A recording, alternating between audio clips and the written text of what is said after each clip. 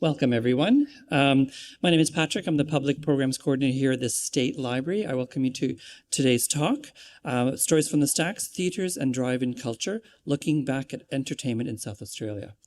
I want to begin by acknowledging that the Kaurna people, as the traditional custodians of Tanzania, where the State Library South Australia resides, and we pay our deep respect to all First Nations and language groups across South Australia.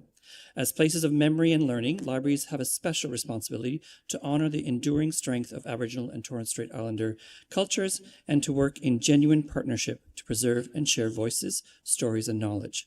These are quite literally the stories that make us, which is our tagline. In today's talk, Scott will explore the rich history of South Australia's cinema and drive-in industry. Presented as part of this year's South Australian History Festival, this special event goes beyond the finished book to reveal the journey behind Looking Back South Australia Pictures and Theatres and Drive-ins, from research and storytelling to design and publication.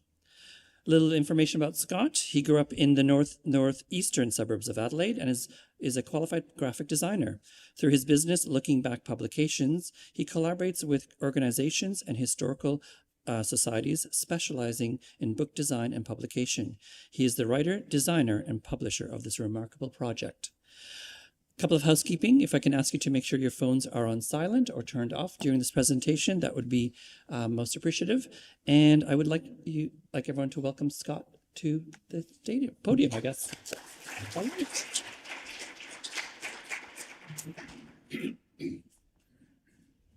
Thanks, everyone. Can you hear me all right? Excellent. No worries. Well, good afternoon, everyone. Thank you all for coming along today, and thank you also to the State Library of South Australia for this opportunity. It is a real pleasure, especially during the History Festival, be able to talk to you guys today about picture theatres and drive-ins that once graced South Australia. Of course, many remain, but unfortunately we've lost quite a few as well. So my talk today focuses on the early picture theatres that started popping up around the state in the early 1900s, drive-ins that took hold in the 1950s, and then how things changed for better or worse in the years following. The talk also focuses on how I went about putting together my new book, Looking Back South Australian Picture Theatres and Drive-ins. I will talk about the thought processes behind deciding to do it, right through to sending it to print and all that entails.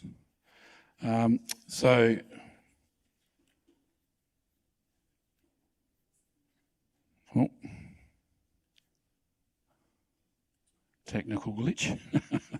Oh, doesn't seem to be working.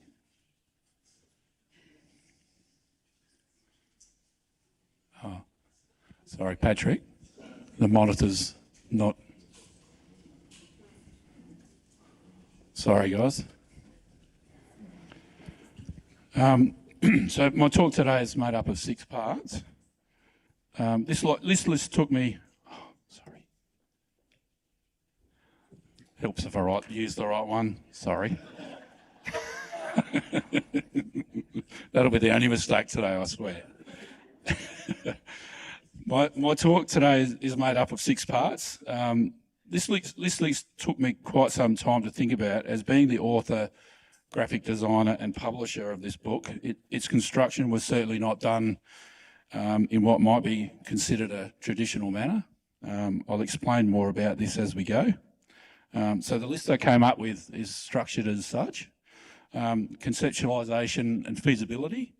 So as I was also the publisher of this book through my business Looking Back Publications, it was important to establish whether or not the subject matter would resonate with people, and therefore whether it was viable as a commercial project. Number 2 is book structure and design, research and travel, and this was very much a fun part of the process.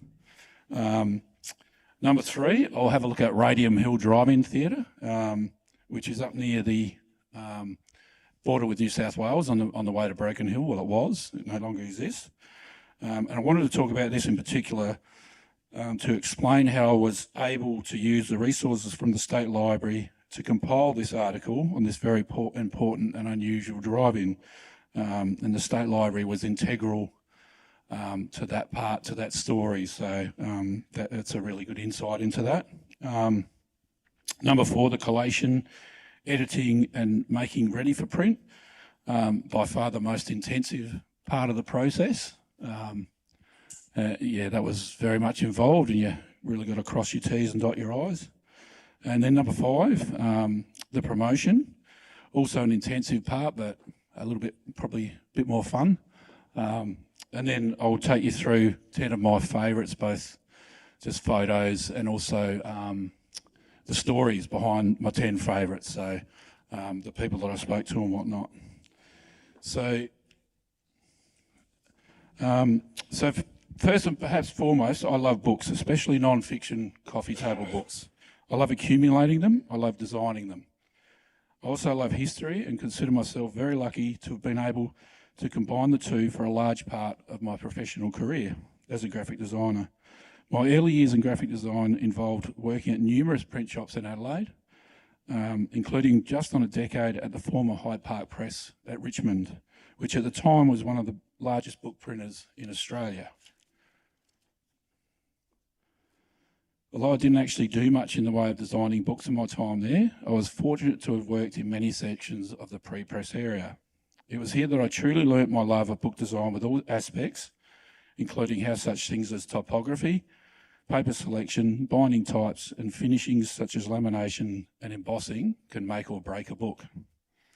The seed was planted, and although my wife Tanya and I didn't start our own business till many years later, I'm very grateful for all that I learnt at Hyde Park Press in particular. So fast forward to 2024, and having worked with a lot of design and publish a lot of publications for historical societies, government departments, doing annual reports and whatnot, I was encouraged to go writing a book of my own by many of the people that I'd work with.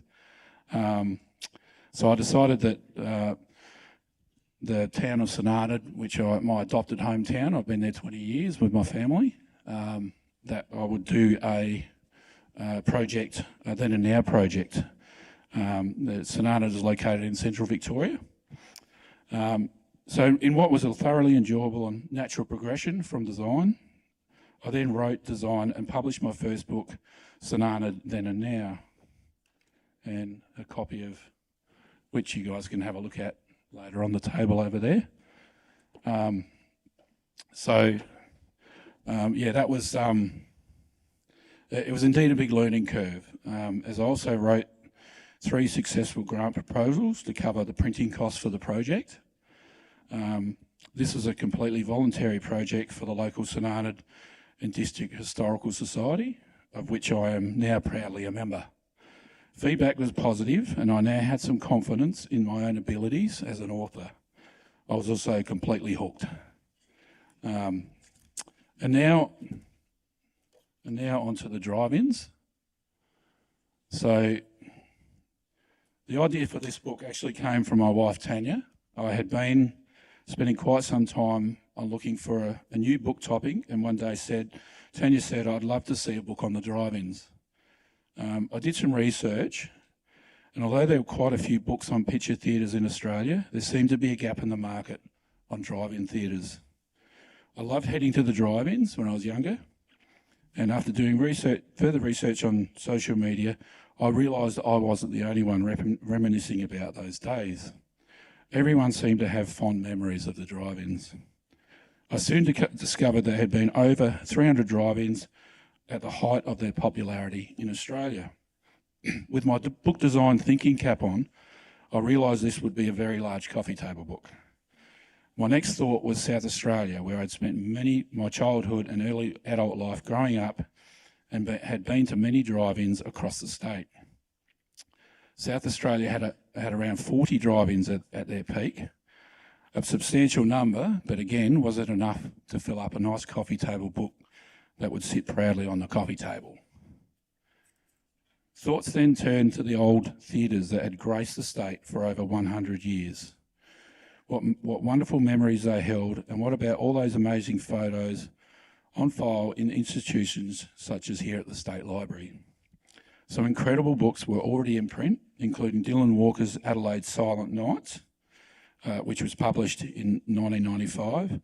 Another fabulous publication was When the Wurlitzer Reigned in the Mighty Regent by John Teeley, which focused arguably on Adelaide's most beautiful theatre, the Regent. Both are packed with wonderful information and photos. And I was really lucky enough to spend a lot of time with John Teeley, who knew everything backwards on the Regent, who knows everything backwards on the Regent, and he was a wonderful insight of information. And he also had a fantastic collection of photos and memorabilia, not just from the Regent, but a lot of the other theatres. He would travel Australia, and yeah, if there's something to know about the Regent, he knows it. So there seemed to be an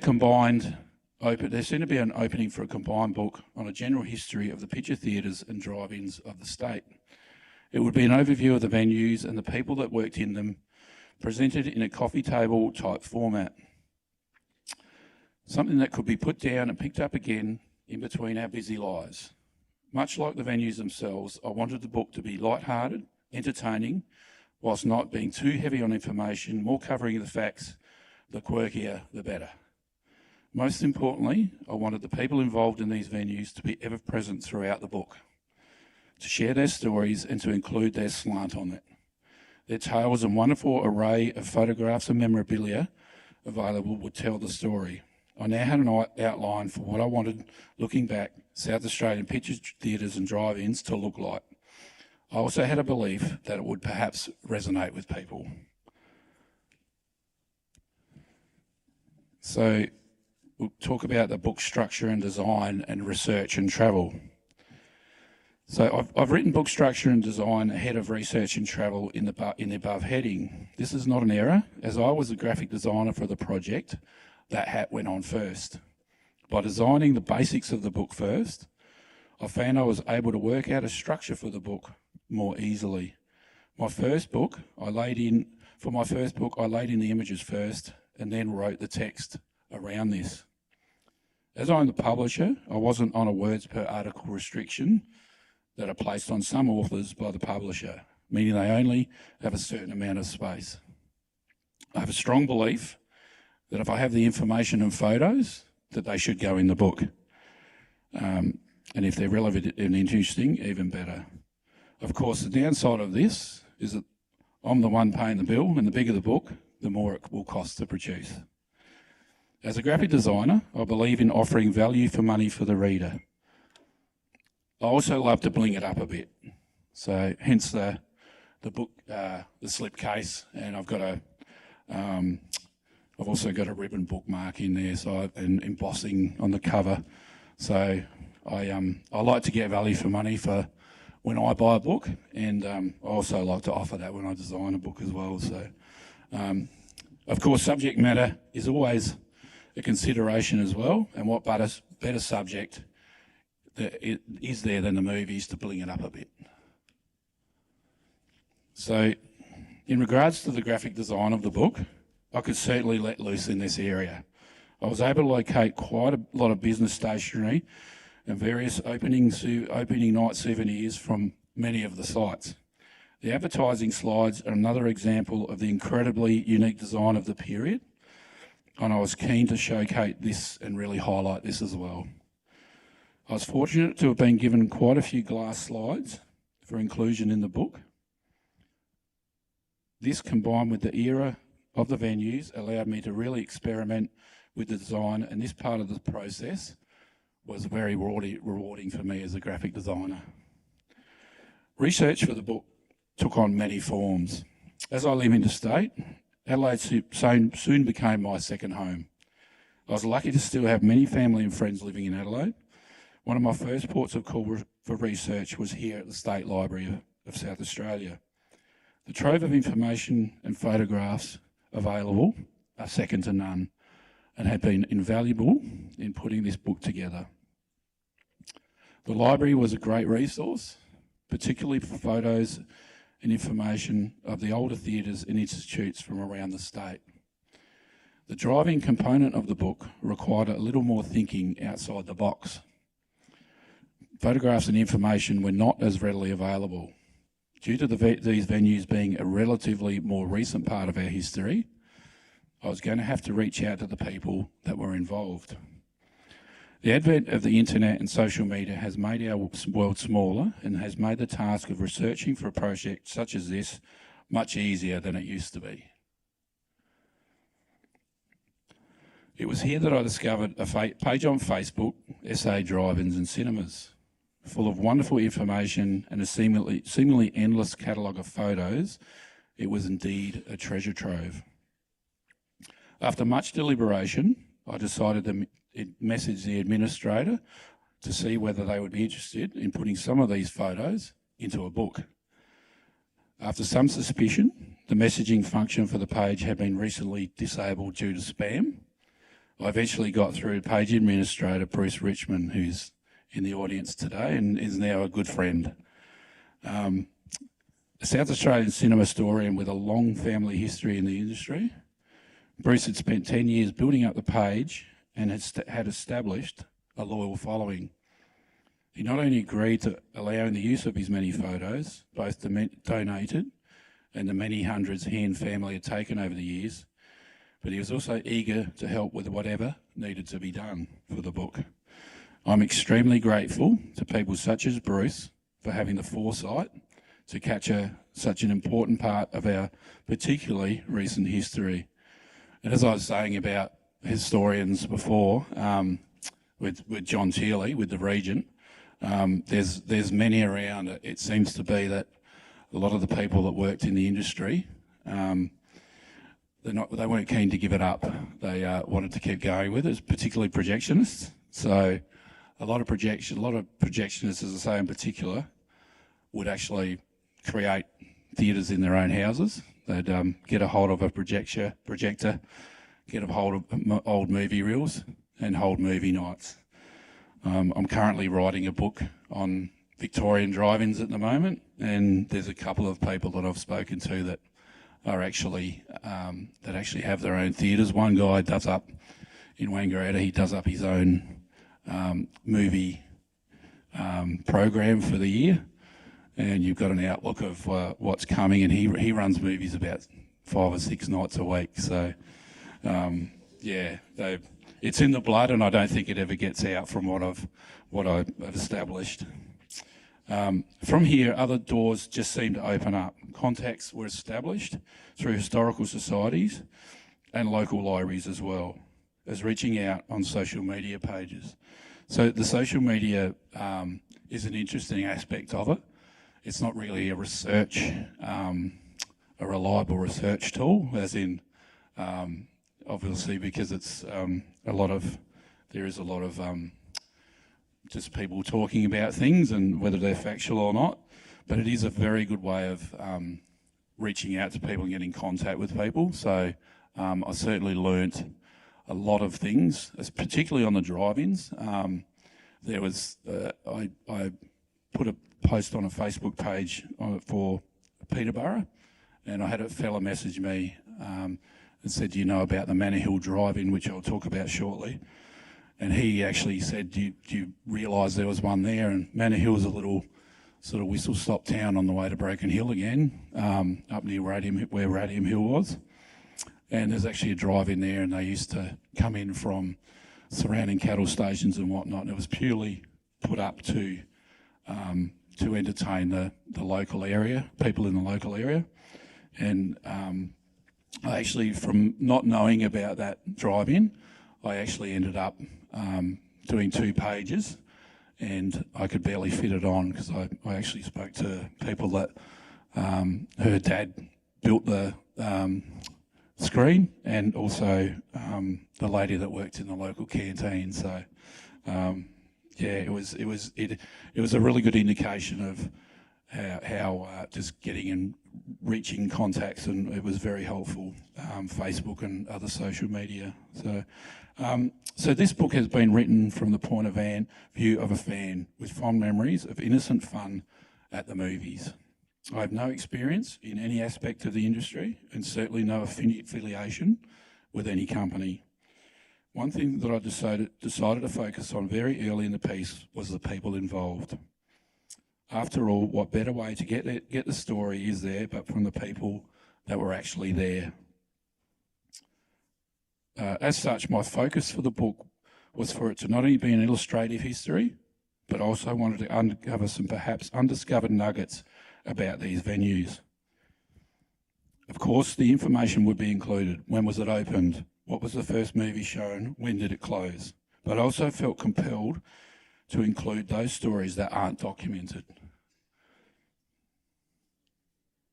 Stories such as Wendy's. She was the canteen manager at the Mainline West Beach for 28 years. Wendy also worked part-time at John Martin's, and in 1998 she was there when the famous department store closed its doors for the final time in March. Later that year, she was at work for the final screening at the Mainline. Two South Australian icons closed in the same year, and Wendy was there for both events. Sorry, that was the Blue Line at West Beach, I should have said.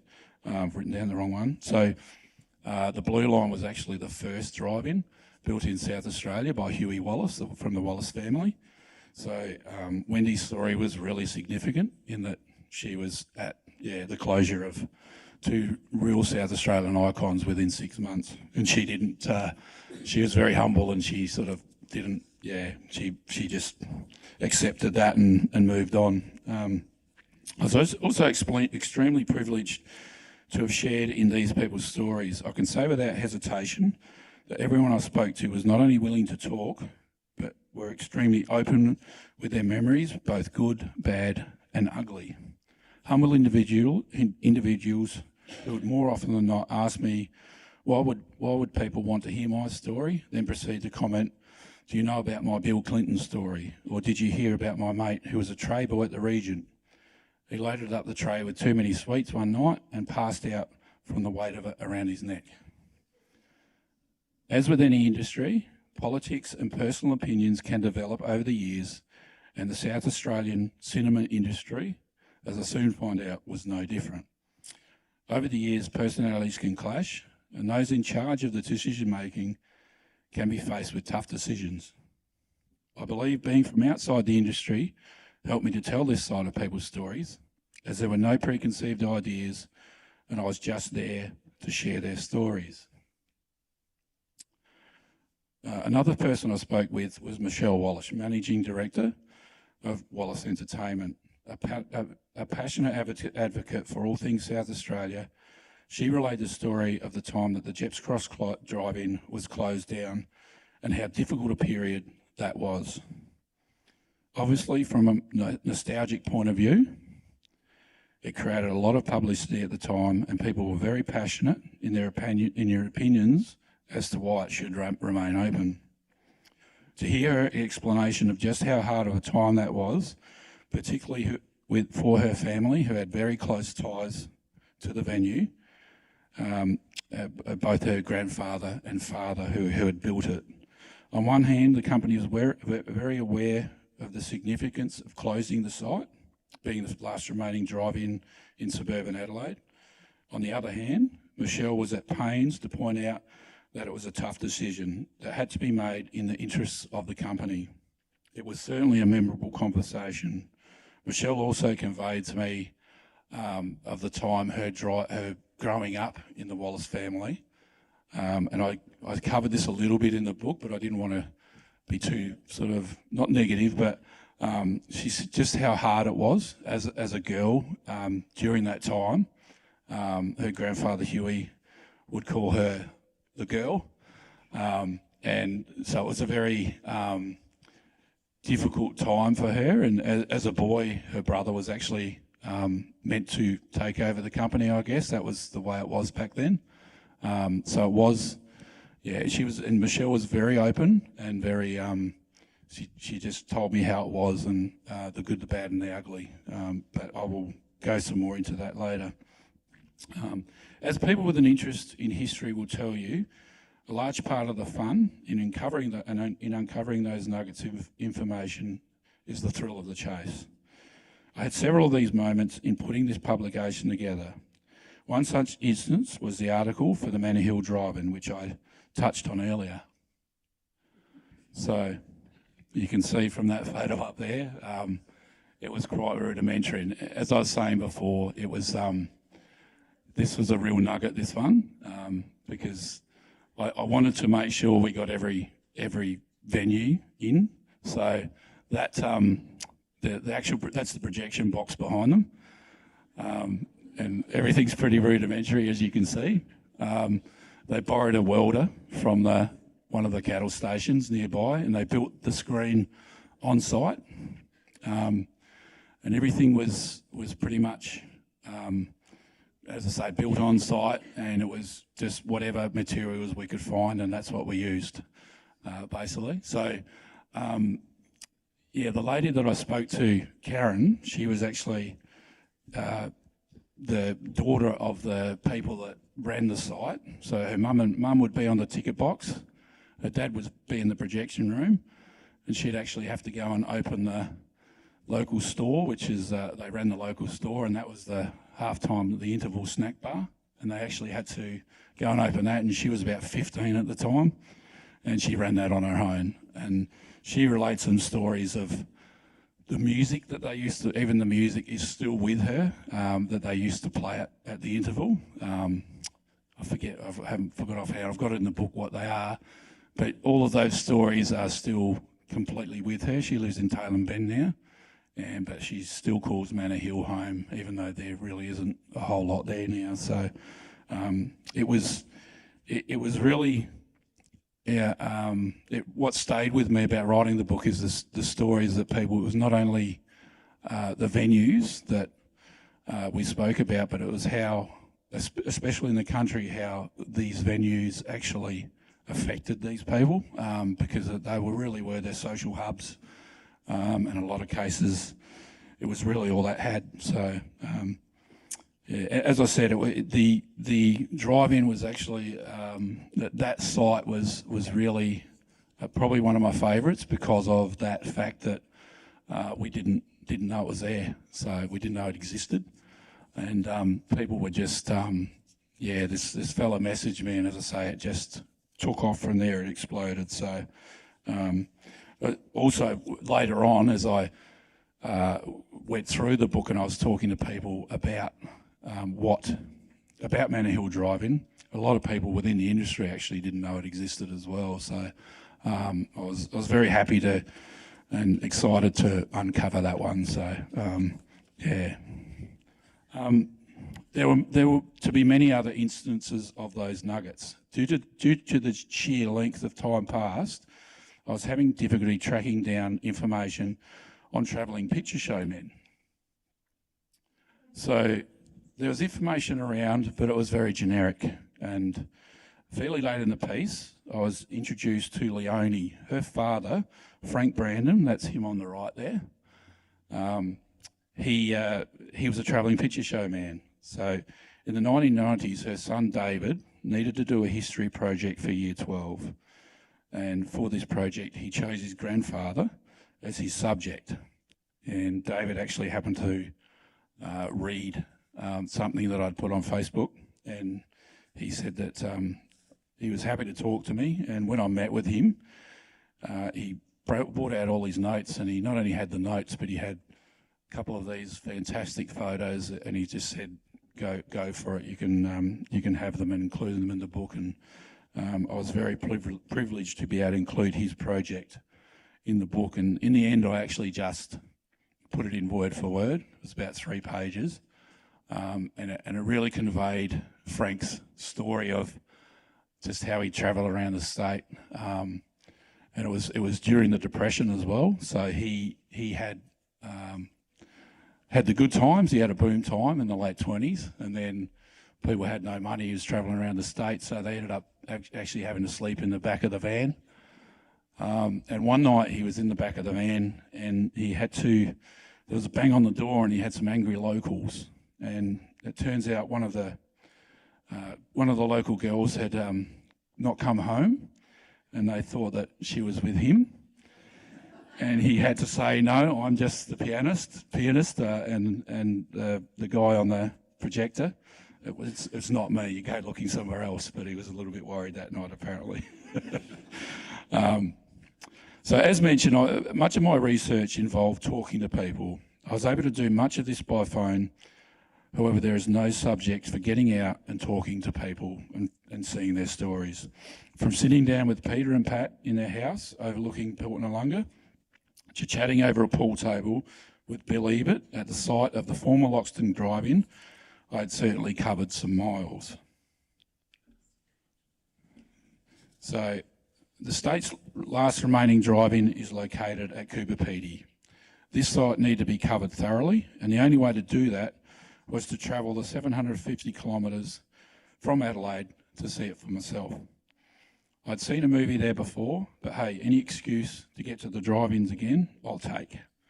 I'd made prior arrangements with the volunteers at the site to tour and have a chat about the venue and to, of course, see a movie as well. Well, as luck would have it, there was to be no movie that night I was there. Although one was scheduled, it didn't turn up on freight the previous night, and the internet was also down at the theatre.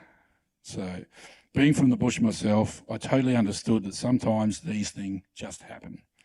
The trip was not a total waste, however, as I was shown right through the site by volunteer Lyndall. Having only just reopened the venue in mid-2025, she explained the challenges they'd faced since a storm had destroyed the screen in 2023. Determined to rebuild the site due to the site being the last in the state, one of the challenges they'd had was finding out how to put a screen back up. No one made them anymore. They were tearing them down instead. Lyndall also impressed upon me just how important the drive-in was to the town and the importance of keeping it open. Although Cooperpedy was the last example of a drive-in site still open in the state, the story of this importance was one that was repeated by many of the people I had spoken to prior and since. These venues certainly had a large presence in both city and country and were an important part of the social fabric of both suburbs and towns. And there's a great story that Linda will relate to me of just how they did do that, redo the screen. That one in the bottom left there is not the original screen, but I think it might be the original footings. So when the screen blew over, actually no, it's not the original footings, sorry. When the screen blew over, they were insured for the screen, not the footings. So the insurance company came along and said, yeah, we'll put the screen back up, but we're not going to insure it unless you replace the footings. So then they had this massive issue of having to fund the rebuilding of the footings. So that was a real big challenge for them. But Cooperpedy, as you can see from the photos there, has a heck of a history, and it is well worth a visit. They have people that actually go up there just to go to the drive-ins and then turn around and drive 750 kilometres back to Adelaide. Lady turned up one night, she said, I just want to show my kids what a drive-in looks like. So, so it's a great story. So now we'll get on to the Radium Hill drive-in, and as I was saying before, this is integral. The State Library were integral to this particular article in the book. So when writing Sanana Then and Now, I had a moment where I distinctly recall the penny dropping. By that I mean a moment where I thought to myself, this book may just resonate with people. It was discovery of photos of the old speedway track in the town. Not many people were aware of its existence, and it was something that really got people's attention. Radium Hill was certainly a penny drop moment for this book for myself. As mentioned earlier, documenting the drive-ins was an entirely different process to the earlier picture theatres in the state. Those earlier hard tops and open-air theatres, through websites such as Trove, had information readily at hand. Interesting facts such as opening dates, build costs, and even the first movie shown at the site could be sourced. Of course, information from later times was also available, you just had to dig a bit harder. Copyright restrictions dating back around the time that the drive-ins came about was also a factor in how information was gathered. And of course, and as an extension of that, how especially photographs could be reproduced in a commercial publication. Of course, the flip side of this was, as it was more recent history, many of the people that were involved were still able to share their stories and photos. One of my first searches of the internet was typing in drive-in theatre into the search bar of the State Library of South Australia collection. Amongst a selection of entries was a photo of a small screen with rows of wooden seats lined up in front of that screen at Radium Hill. The town, which was located in the northwest of the state on the way to Broken Hill, held significance as being the first site in the state to have uranium discovered in 1906. In the 1950s, a mine was put into production and the town was formed. To relay the importance of the drive-in to the town would be significant. As an added bonus, there was a photo to go with it. I was actually determined to include photos to go with the stories in as many venues as I could. I wasn't always successful, but thankfully I had a pretty good strike rate with that. So that was very important, to be able to show photos as well as relay the story. As many of you would know, the State Library photos are often part of a collection, and as luck would have it, this photo was one of 9 in the Radium Hill collection. Sorry? In the back, yep, sorry. Bottom left-hand side there. Yeah. So you can see the screen and the fence around it. Yeah, sorry, I should have pointed that out. So yeah, that's the town. And that was actually the second drive-in at the site. There was one further out at the old mine site, but it was very rudimentary. So that one was a little bit more modern and comfortable. So these are all photos of this construction. There's guys up the top there constructing the drive-in and whatnot. And there is a very bad dust storm coming across. A lot of them in the outback actually built fences around the side because of the dust storms. And there's one in Woomera, and that had a very high fence on it because they had very bad dust storms. So they did what they could, but it didn't always work.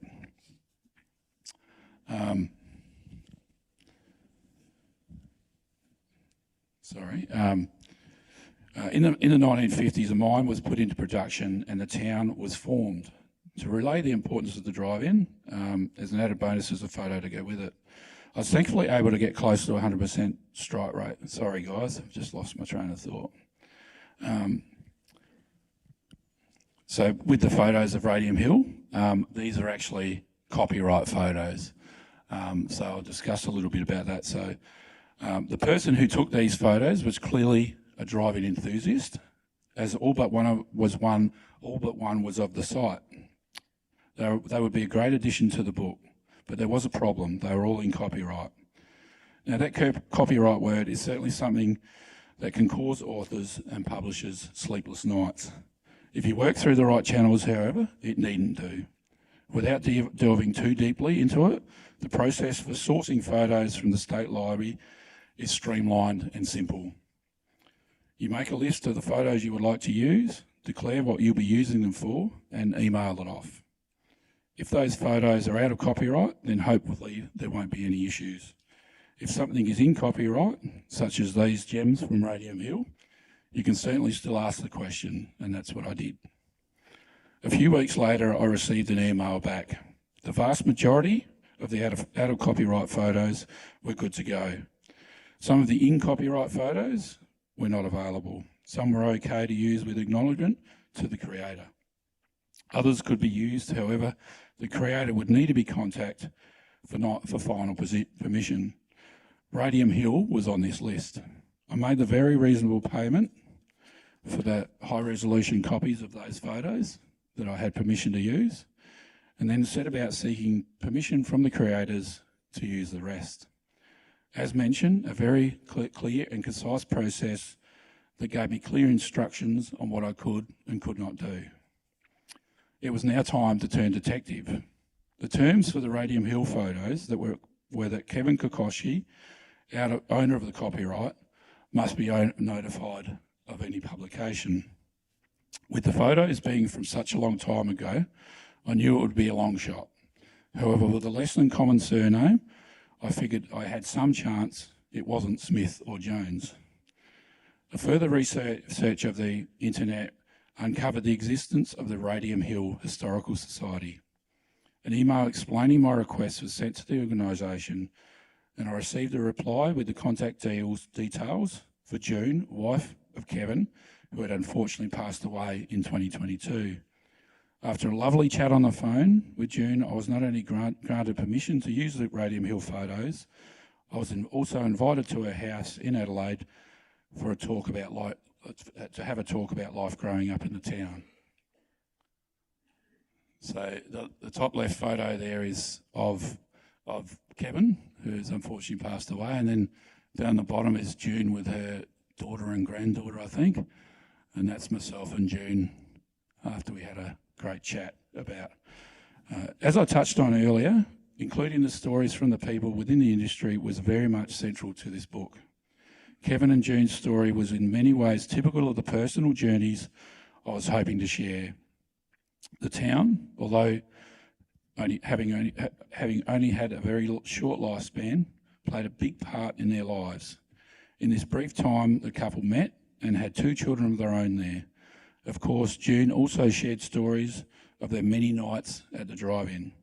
She was able to convey how important the venue was to their social lives and how it was also one of the social hubs of the town. It was not only a great insight into the drive-in, but also into what it would have been like during the 1950s, living in a remote location at a site that holds such significance to our state's history. I saw this as perhaps a penny drop moment for the book, whereby stories such as Keith and June's told with a slant towards the drive-ins and movie theatres could help keep the memories alive of a town long since disappeared. So now talk about collation, editing, and making the book ready for print.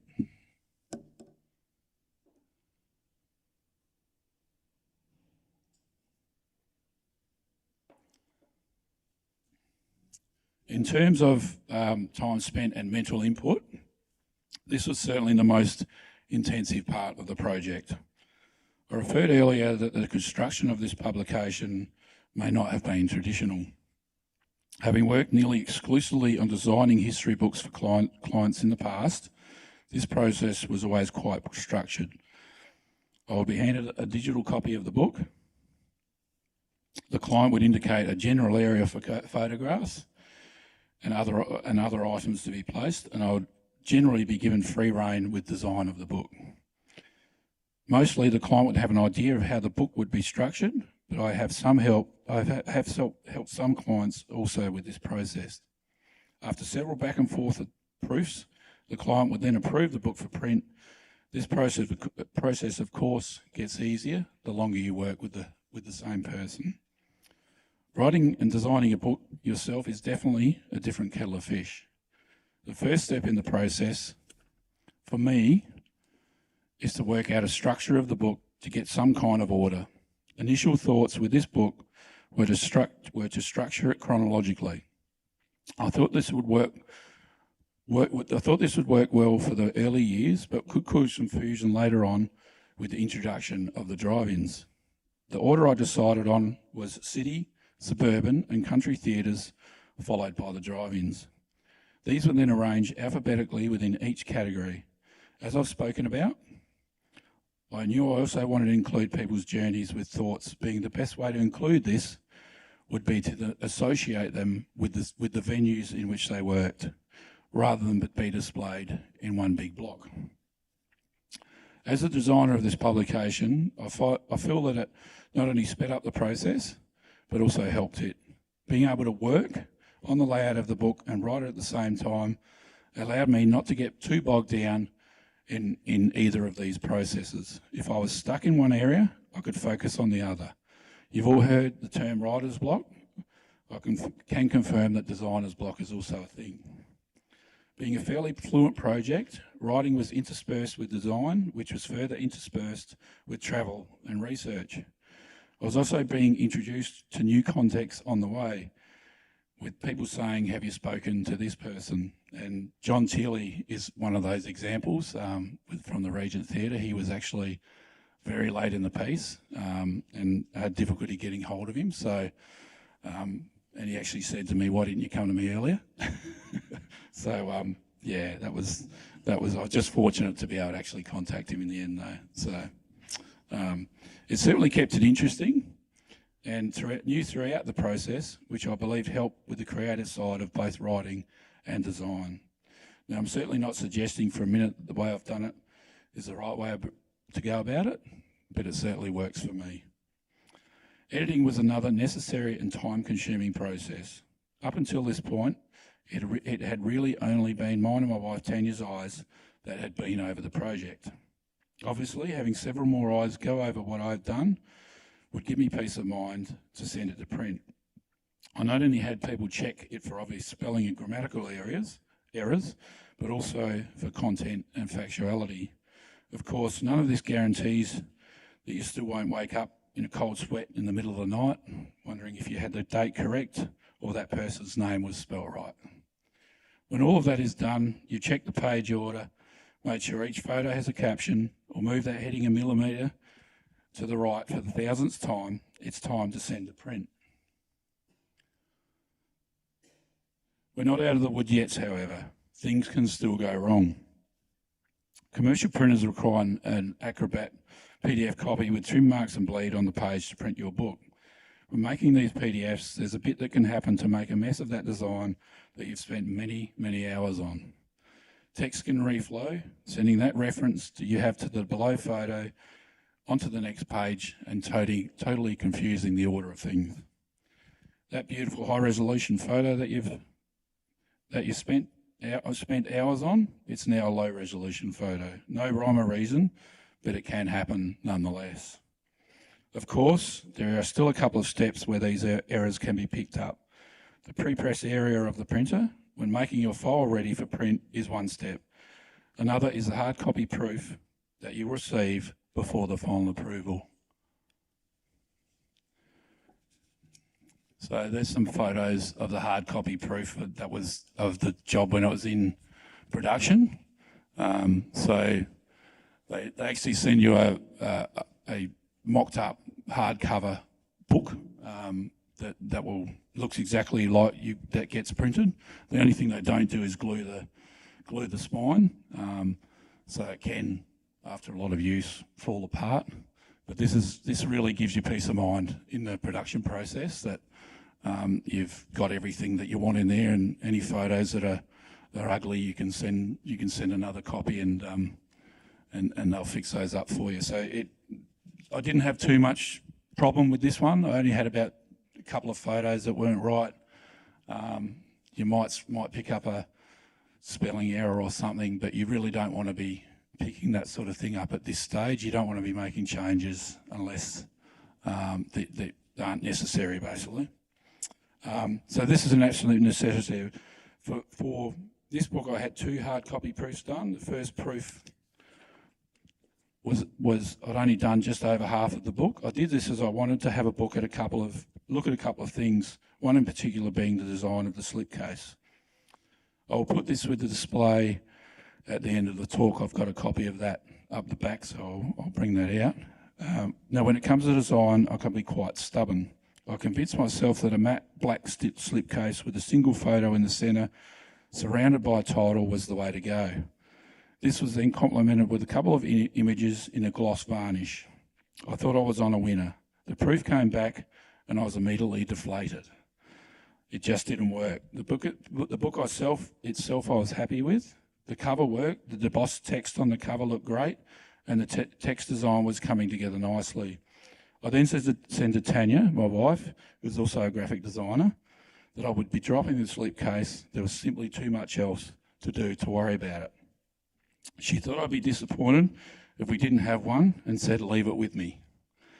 Fast forward to the second preprint approval, proof of the book, with a nicely new design, Tanya designed slipcase. This is where we get serious. No second chances after this.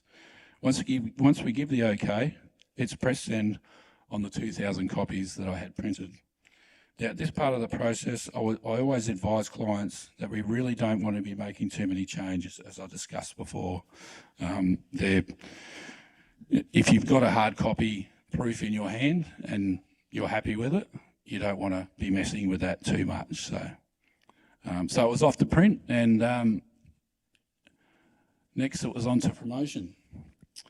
So we'd spent all this time putting the book together. Now we had to get it out there and let people know about it. After the approval to print was given, promotion of the book really stepped up. Throughout the approximate 14-month process, my life was pretty much on hold during this time, I must add, of putting the book together. Promotion on social media had already taken place and interest was slowly gathering on the project. Attention now focused on pre-sales of the book. We also had planned for a launch to be held in mid-May at the Piccadilly in North Adelaide. This also became the focus of promotion. Fortunately, many of the people I had interviewed for the book had contacts in the media, allowing me to really ramp up promotion.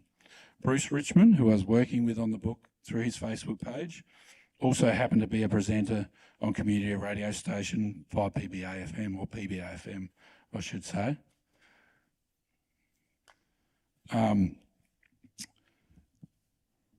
From there, other radio spots, including 2 chats on 5AA, ABC, and other community stations, really pushed promotion along. Big breaks then came with an appearance, thanks to Bruce again, on Channel 7's flashback program. Shown during the 7 News on a Sunday night, they were more than happy to do a piece on the old drive-ins and theatres of the state while focusing on the book release. This was an incredible promotion for the book that money simply could not buy. I was also fortunate to have a 3-page spread in the boomer section of the Advertiser, which was the icing on the promotional cake. All of this served to not only help pre-sales of the book, but also get numbers up to the book launch at the 380 capacity Piccadilly Theatre in North Adelaide. So now I'll take you quickly through top 10 of my favourites. These are not necessarily my favourite photos, but as I say, they're my favourite stories as well of putting the book together and whatnot as well. So, so this one is of the Metro in Hindley Street. Now, if I only had one, I was asked if I could only go to one of these old venues. I'm in my 50s, so my experience of cinemas was the Academy, and all the other old ones are all gone, unfortunately. But if I had a choice to go to one, I think it would have been this one, in Hindley Street. When opened in 1939, the MGM built Metro Theatre was, along with the Regent, the place to go and see a movie in Adelaide. The air-conditioned venue had capacity for over 1,200 people and was thought to be based on its namesake in Chicago. In 1975, it was the venue for the world premiere of Picnic in Hanging Rock, with the building then known as the Hindley Cinema Complex. So when this was built, it was an MGM building, and MGM actually had they had specifications for the building had to be the same specifications the world over. So the Metro actually had to withstand about, I think it was 4 or 6 inches of snow on the roof in Adelaide. There's photos of the roof cavity with the metal bars and then all those other things as well that the building, the look of the building, as I say, this one was based on Chicago. So they really had strict restrictions on how it was put together. So the next artist photo up there is just of the newspaper articles of not only when the drive-in came about, but during their lifetimes as well. So they certainly caused a stir in their formative years, as is well covered in the newspapers of the day. There was debate in Parliament as to the morality of the venues when the state was thinking of allowing of their existence.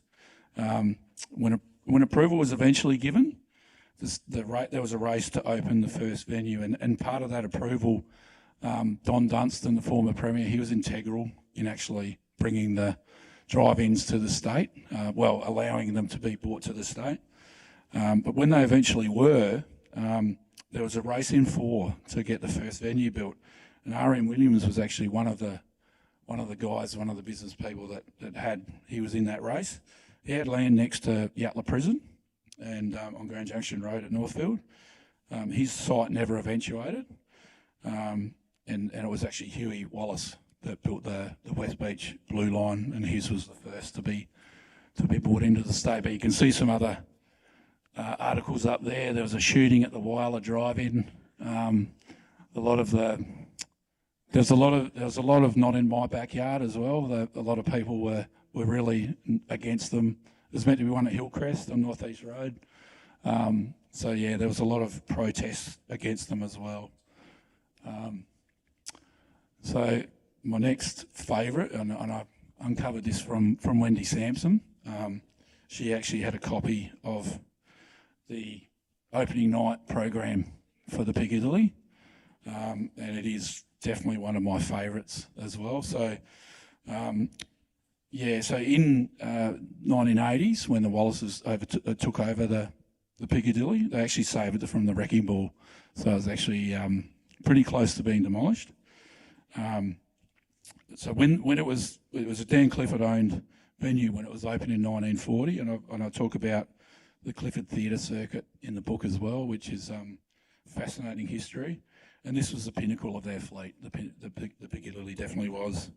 The name was changed to the Forum in the 1940s and was changed back to the Piccadilly when the Wallaces took it over. And just an interesting fact, owners Bob and Lorna Wallace actually had the same seats when catching a movie, a tradition continued by the family to this day. And there was a lot of that as well. A lot of people had the same seats when they went to the movies. So this is actually a picture of the Tarcoola Drive-In, and they also had a movie theatre as well. And this is another one of my favourites.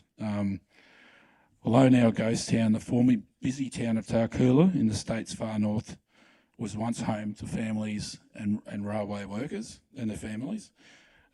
Again, the drive-in was an important social hub for get-togethers for the townspeople. It was really integral. They had tennis courts and a few little things, but the drive-ins on a Saturday night and Friday night used to get dropped off on the train too, the movie, the tea and sugar train. So that was part of their supplies. The movie would actually come in on the tea and sugar train. And that's what it's famous for as well. So another one is, I was fortunate enough to head up to Iron Knob. So this is the Iron Knob Institute.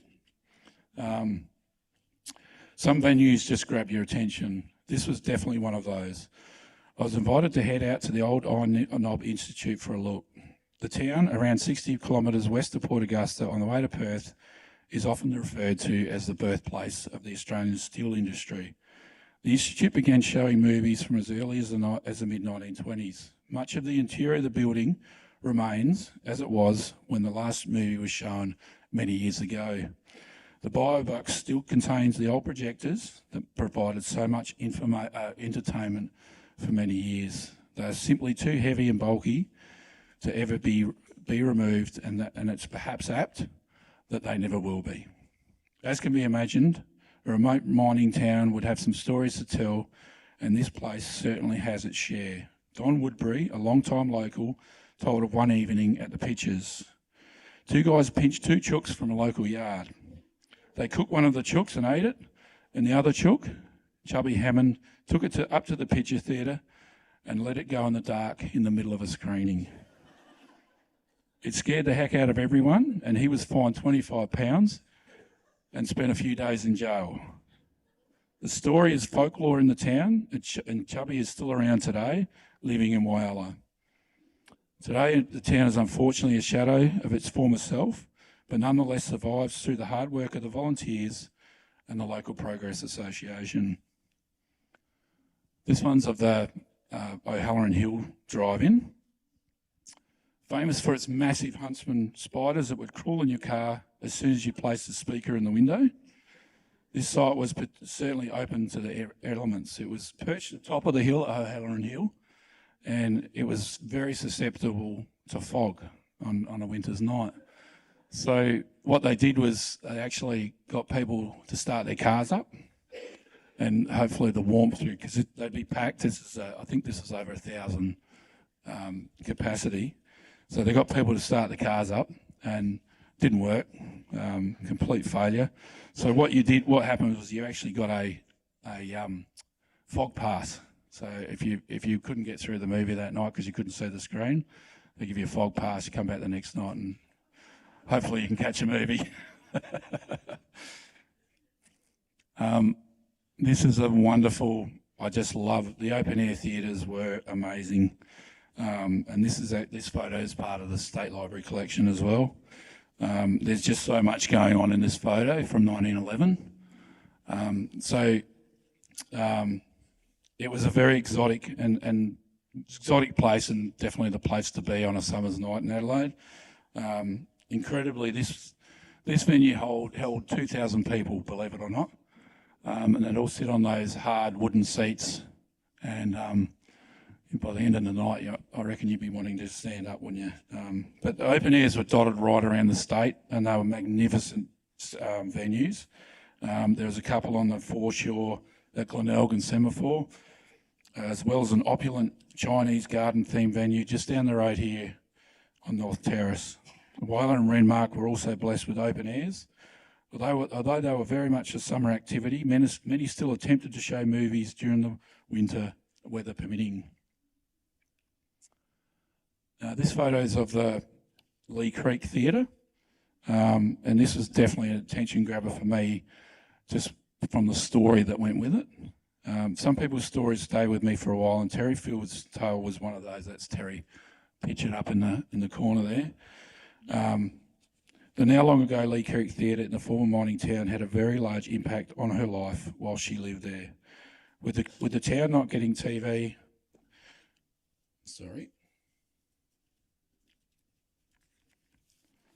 until long after many others and long after Adelaide, the theatre served as a very important social hub for residents. When ENSA announced in 1976 that the town would have to relocate, Terry, a teenager at the time, was angry and confused. Having lived in the town her whole life, she was bewildered at the need to destroy the only residence she'd ever known. Although it was nearly 50 years ago, the emotion in Terry's voice when relaying this story was still very evident to this day. And I did get a lot of that as well. As I say, people were just relaying these stories like it was yesterday. There's a fellow I spoke to in Woomera, and he had lived there all his life, his whole life. And only in 2018 he had to leave because he stopped work, and obviously Woomera being a government town, he actually couldn't live there anymore. So there was a lot of that. So it really crossed over into people's lives and how these venues affected it. So this one here is the Academy Cinema, the games room, which I spent a lot of time in. And the Academy Cinema was in Hindmarsh Square was the ultimate representation of everything that cinemas were in the 1980s and 90s. There was just excess. A games room with pinballs and Space Invaders, a modern snack bar cinemas with all the latest mod cons. The venue experienced boom times for the era. I interviewed former employers of the Academy who spoke of launches for the Batman movie with a strobe light streaming over Adelaide, the city skyline, queues around the corner onto Grenville Street, and ticket giveaways from Radio SAFM's Black Thunder. It was a time of excess that was reflective of the era. And as I say, that games room certainly got a lot of my 20-cent pieces. So this last photo is of the Ozone Theatre in Broken Hill, and it's quite a obviously distressing photo. That was the day that it actually burnt down in 1961, Christmas Eve, day after. Although Broken Hill is located in New South Wales, I decided to include it in the book as all supplies for the town came from dispatch services in Adelaide. So they were, this later changed, however, but now it's changed back. They actually get their gear from Adelaide again now. I'm certainly glad I did include it. It is definitely a town with a colourful history of theatres. This was one of 4 venues that burned down in suspicious circumstances within a couple of years in the 1960s. The town had some amazing venues, and the Ozone was certainly one of the most glamorous. The Chinese garden-themed 2-cinema venue had the best of both worlds, with one theatre located outside and one inside.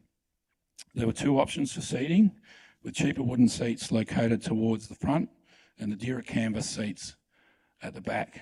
And the children would actually sabotage those seats, and if you went to sit down with them, in them, sometimes you'd fall straight through the seat.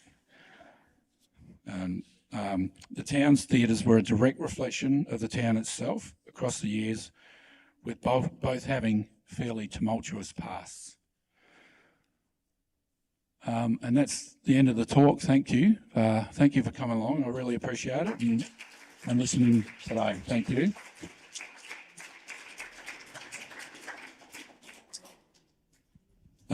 Sorry, I'll just ask if anybody has any questions or anything they'd like to bring up. I'm happy to have a chat. So yeah, yep. I was in the Piccadilly, yeah, down the front. Yep.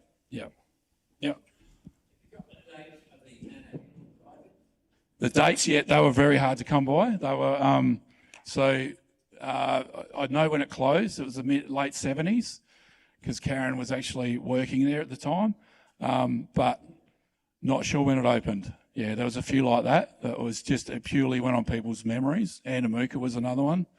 Couldn't really gather when that opened and also when it closed. I did go to the Manor Hill Drive in December '68. Did you really? Yep. Yeah, they actually had a lot of people that, because of a cattle stations, people would just be fascinated with the cars because they didn't come into town much, they didn't get out much. So, yeah, the cars were also a big part of it. Yeah. Yep. When the closed and the property was marked for sale, I was a company director at that time and was interested in buying the site to redevelop it for housing. When we investigated the site, we found that all the earthen ramps, remember the ramps were there? Yes. Yep. Cars parked at an angle so people could see the screen more comfortably. Yep. We found that every single one of those mini ramps was constructed of heavily contaminated soil. Oh wow. Brought in from elsewhere. Oh wow. Yeah, that probably. Yeah. So the cost of removing those ramps were also Wow. remediating the site. The site. Yeah. Prohibitive for us. Yeah. We moved on. Yeah. That's all right. Thanks, everyone. We do have books book sales up the back as well, and I can sign your book if you'd like a signed copy of the book as well. So, any other questions? All good. Yep. I certainly did. Yes, I was actually really, I was lucky to be shown right through there and given access to their photos and whatnot, and I was really privileged with that. Yeah, that was great. Yeah, great to look through. Yeah. Yep. The ozone, yes. Yeah, the ozone. I've got that in there. Yeah, I was lucky to be able to. That was another latecomer that I got information on very late in the piece, and that was. Sorry. Oh, fantastic! Yeah. The Port Elliot. Yeah, I went there a few times too. Yeah.